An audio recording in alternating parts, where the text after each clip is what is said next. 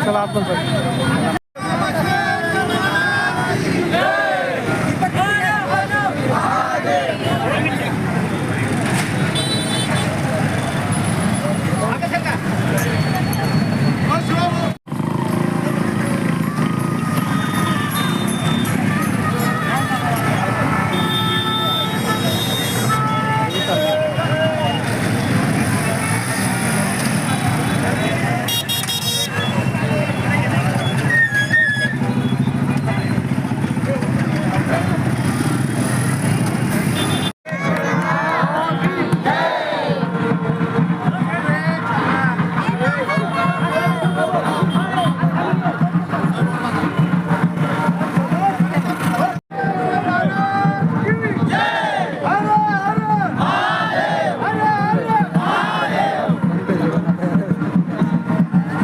मला सांगायला आनंद होतोय की लवकरच छत्रपती संभाजीनगरमध्ये हडको भागामध्ये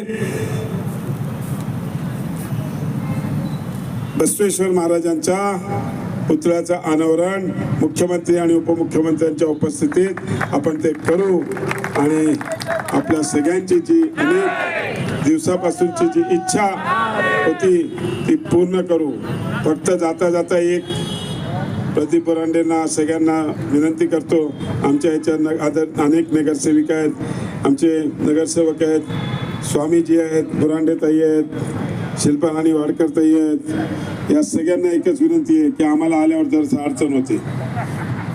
गाडीतून उतरलं की हे म्हणतो तिकडं चला, एक म्हणतो इकडं चला.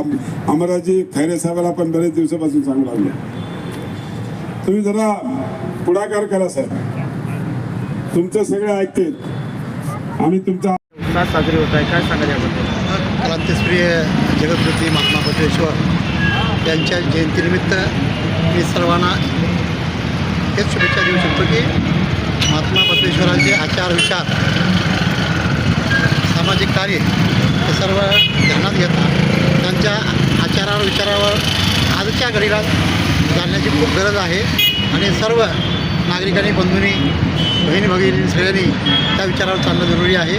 हेच आज काळाची गरज आहे. महात्मा बसवेश्वरांच्या स्टॅच्यूची मागणी खूप दिवसापासून प्रलंबित होती, पण ती आता पूर्णत्वाकडे वळत आहे. याकडे तुम्ही कसं बघता? तुमच्या कार्यकाळात उद्घाटन होतं. हो, चांगलंच म्हणजे मोठं आमचं भाग्य आहे. बऱ्याच काळापासून ती मागणी होती, पण ती आता जवळजवळ पुतळा उभा राहिलेला आहे.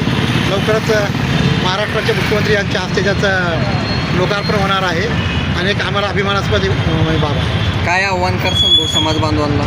समाज बांधवाला काय हेच आव्हान आहे की चांगलं कार्य जे महात्मा बसवेश्वरांनी आपल्याला जे काही कार्य घालून दिलेलं आहे, आचार विचार घालून दिलेले आहे, त्याच्या बाहेर जाऊ नये. आचार विचारावर त्यांच्या सांगण्यावरनं समाजसेवक जसे समाजसेवा त्यांनी केलेले आहे, त्याच्या अनेक खूप आचार. आता वेळ आपल्याला कमी आहे सांगायला, पण खूप हे आहे आणि त्या याच्यावर चालणं जरुरी आहे.